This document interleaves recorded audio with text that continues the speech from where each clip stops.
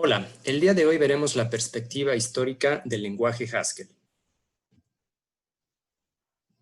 Como introducción, tenemos que plantearnos la pregunta: ¿qué antecedentes tiene este lenguaje? Primero, es de señalarse que detrás de todo este contexto hay matemáticos notables, en donde se destacan las funciones, dado que es el concepto básico en el cual trabaja Haskell, el cálculo lambda, las funciones de orden superior y sobre todo las cuestiones también de polimorfismo. Hay 90 años de trabajo para que Haskell esté como está en la actualidad, ya que incluso tenemos la estandarización. Desde la década de 1930, el primer personaje que apareció fue Alonzo Church, quien desarrolló el cálculo lambda, que se basó completamente en pura teoría de funciones.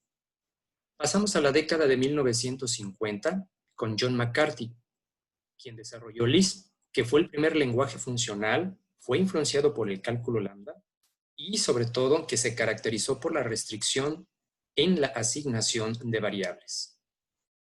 Pasando a la década de los 60, Peter Landin desarrolló ISWIM como el primer lenguaje funcional puro, totalmente basado en el cálculo lambda y el cual no tiene asignación de variables.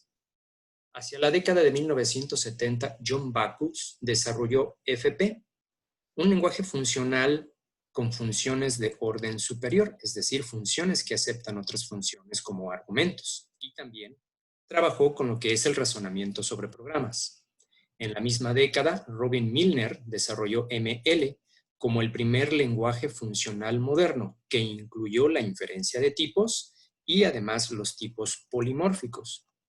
Entre la década de 1970 y 1980, David Turner desarrolló varios lenguajes funcionales perezosos, es decir, aquellos lenguajes que funcionan trabajando únicamente con lo necesario, sin saturar la memoria. Todo esto lo llevó a terminar con el sistema Miranda. Hacia 1987 y hacia adelante, se desarrolló el Comité Internacional de Investigadores.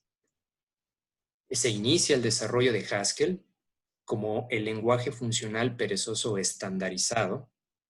A partir de ahí se hicieron refinamientos llegando hasta el año 2003, donde se estableció finalmente Haskell 98 como una versión estable.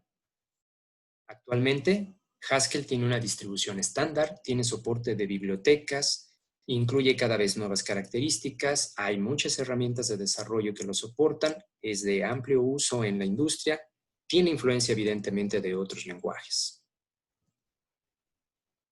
Bien, como conclusiones, hemos visto que en este caso Haskell es un lenguaje funcional puro, se desarrolló completamente en un contexto matemático y en la actualidad tiene aplicaciones industriales, por ejemplo, lo utilizan Google, Microsoft, se pueden desarrollar componentes seguros porque permite una comprobación matemática e incluso, hablando de actualidad, tenemos también que ha permitido el desarrollo de criptomonedas como Cardano.